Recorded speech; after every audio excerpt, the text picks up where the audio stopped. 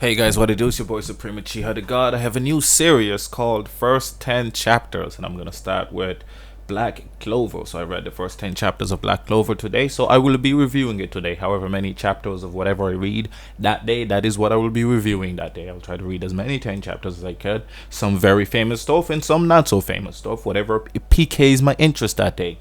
But we will begin with Black Clover. So in chapter 1, we meet Asta and his best friend and I really like the relationship in these first 10 chapters because they subvert your expectations. You have the talented friend, the quote unquote Sasuke, just for easy terminology, and then you have the Naruto, the guy that seems talentless but ends up having a different type of ability and a different type of mentality that gives him, that upper hand. And that's basically what we get. Asta has no magical power whatsoever. He thinks there's a very little amount, and that's what everybody assumes, but it turns out he has none.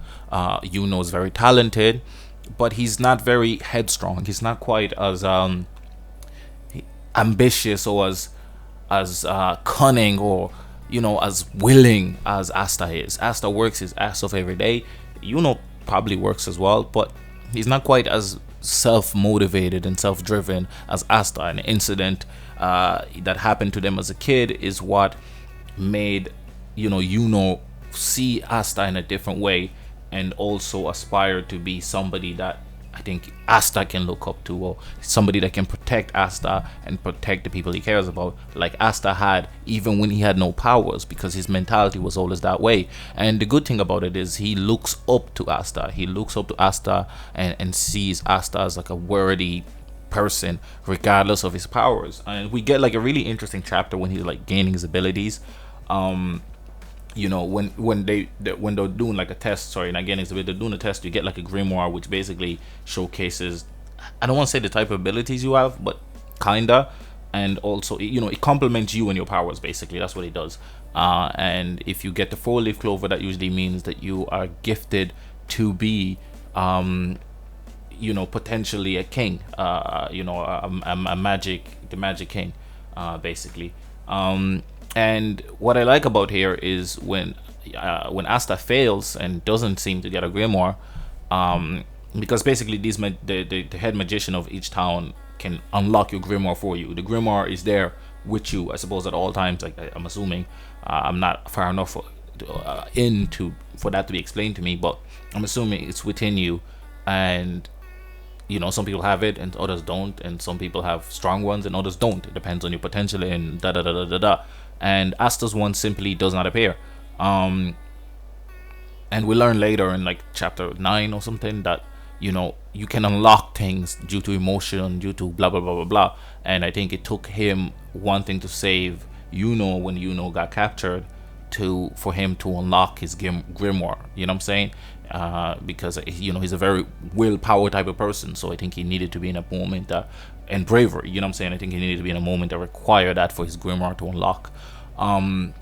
That's just my own headcanon there. But basically what I like here is Yuno is walking past Asta, because Asta's like, damn, I didn't get a grimoire, and Yuno's like, I don't believe it, you know what I'm saying? Like, because but Asta thought that he was saying that, like, I don't believe that you like strong enough to get a grimoire type shit, you know what I'm saying? It's written in a way that that's how you view it. But later on, when Asta unlocks his grimoire and says, I knew it, I knew there was no way you couldn't get a grimoire, like, you too talented and worked too hard and I built too different to not get it. And you kind of see, so he meant, I don't believe it. I don't believe that you don't have a grimoire. I think there's something wrong here, and he just walks out because he's disappointed at the test almost, rather than an Asta. You know what I'm saying? And I really love that relationship between them, and the way it seems very pure. You know what I'm saying? They genuine friends type shit. Like, you know what I'm saying? They both were kids that were orphan kids that were thrown in front of the parent, like a church, as babies, and that's what they consider the birthday to be, but nobody really knows if that's like their birthday type shit, you know what I'm saying? Like, and they grew up together and were raised there together, and Asta is in love with the nun. I don't know if the nun raised them, but the nun probably started working there when they were kids. and he's in love with her and wants to confess to her. So that's interesting. But yeah, I like Asta himself. He's a very Naruto-esque type character. Believe it, I'm gonna be Magic King. Da da da da da.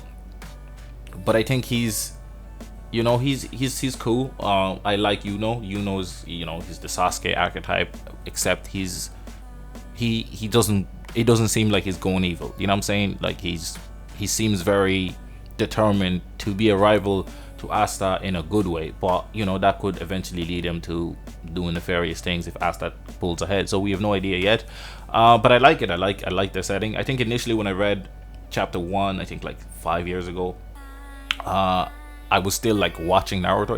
I don't know, I can't remember what I was doing 5 years ago. I was still reading other stuff, and I felt it was too similar to the other stuff I was reading, so I just dropped it.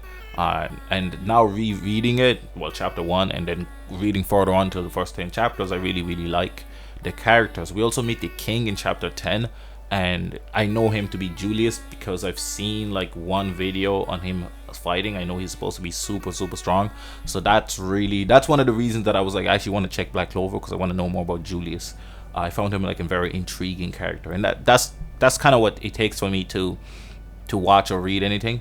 I've watched every Harry Potter movie because I wanted to know what would happen between Ron and Hermione since movie 1, because I felt like Ron and Hermione probably gonna end up together, and so I did. Kim Possible, I was like, Ron and Kim might end up together, so I watched it. But Kim Possible is also great.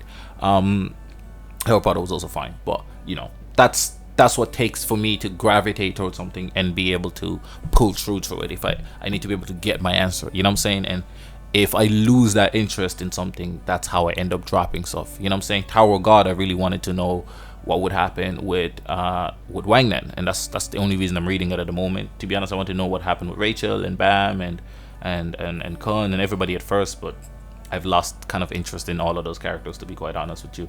The only character I have hold hope in is Wang Nan, and that's really it. which is tough. But no, I really like Black Clover right now. I like the setting of the world. I like the powers, the range of them, the fact that it's different. I really like Julius's first introduction, and the fact that he finds people interesting, and the fact that he's just hiding amongst commoners and regular people and doing regular shit. But then you kind of wonder why the state of the world is like so bad. If he seems like such a decent guy, how come like outside of the city the places aren't great? The common areas, like where Asta and are from, it's kind of shitty as hell. You know what I'm saying? Asta also meets a girl. No, I think usually in these stories the main character stays in love with the first person that they meet for most of the story, and maybe changes at the end, or they end up just pursuing that person. So I think he's probably gonna pursue the nun up until the end. I doubt he's gonna end up with the nun, so he'd probably end up with the water girl perhaps, but I don't know yet. There seems to be some kind of chemistry there. I'm not too sure. But I think those are kind of the two options. The other option is that will end up with the water girl. Yeah, that's kind of my prediction, my headcanon prediction, as they say.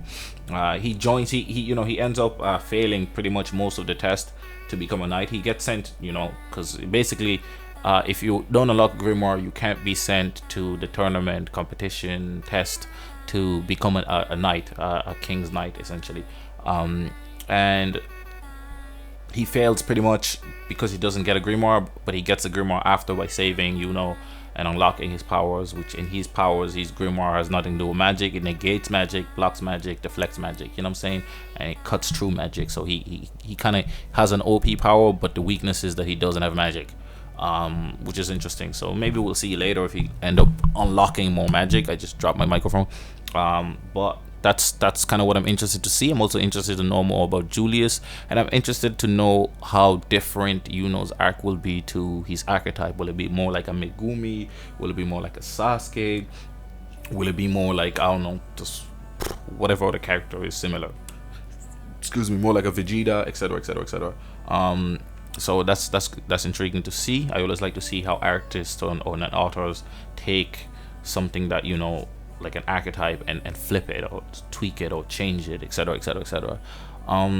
So yeah, very interesting to know about that. Also, he when he makes the knights by, basically defeating somebody with magic, by using his grimoire, and one of the knights, the like leader of his knight group, what are they called again? I can't remember what they're called, but that knight group, basically, he the guy likes, you know people that are considered failures, that but have talent and ability. And he joins that group, and that's where he meets like a royal girl who, you know who basically is like, what's the royal girl like? She's basically like a stuck up little shit that lacks talent. And then gets into the group that's run by what it seems like a royal person. That's like the head group, the best knight group, and every group leader wanted him because he's fucking super talented. His powers and his abilities. He got 4-leaf fucking Clover with his goddamn grimoire book. So like, everybody wanted him. So he got that. I think that was predicted. If you read manga, stories, books, whatever, frequently, you can kind of predict how these things happen. I'm always interested in how they develop after the initial start, and how they eventually end. Sometimes predictably, and other times not. And that's kind of the beauty of reading and watching stories, etc., etc., etc. But yeah, I'm really liking it. I like a lot of the characters. I like the guy he meets in his Asta meets in his goddamn knights group. There's a guy, I think his name is like Magna. Yeah, he got like fire powers and shit. He's brash, outgoing, and he kind of has a similar background to Asta, and being poor and that. Yeah, it's interesting. Asta is obviously going to become OP at some point. I think it's these stories tend to go that way. But I hope that it is satisfactory how he becomes powerful. So far it is satisfactory because we've seen that he's been training his ass off his whole life, and seems to just be really, really gifted, but doesn't train nearly as hard as Asta, at least from these first 10 chapters. That's how it seems. So it's good to see him catching up, and the fact that he's more brave and brash kind of makes up for it, you know what I'm saying? Because I think the other character might be more talented, but they're more hesitant and think more and and waste time. Well, Asta is like, action first, ask questions later, and I like that, because I'm kind of like that sometimes. So yeah, that's, I suppose, the first 10 chapters of Black Clover. I'm enjoying it. I think I'll give it an 8 out of 10 for the first 10 chapters. And I think that's how I might do the series. I'll give it a rating only from the first 10 chapters, so don't kill me, don't judge me, don't say, oh, it becomes trash later, oh, it's way better than that, it's a 10 out of 10, you know what I'm saying? I want none of that until I reach that shit. I'm only giving the first 10 chapters, and I'm gonna tell you now that I'm gonna continue reading it because I really enjoy the first 10 chapters. You might see me sometimes give the first 10 chapters a 9, but because I feel like I can predict what's going to happen, and because it feels too familiar, I might not read it and continue it. So that doesn't really necessarily mean I don't like it. It just means that I'm not interested. Do you know what I'm saying? And this Julius really interests me, so I'm interested, and I want to discover the mystery of Julius because he seems very intriguing. But yeah, that's those are my thoughts. It's been your boy Supreme Uchiha the God. Like, give a comment, all of that jazz. I'm out.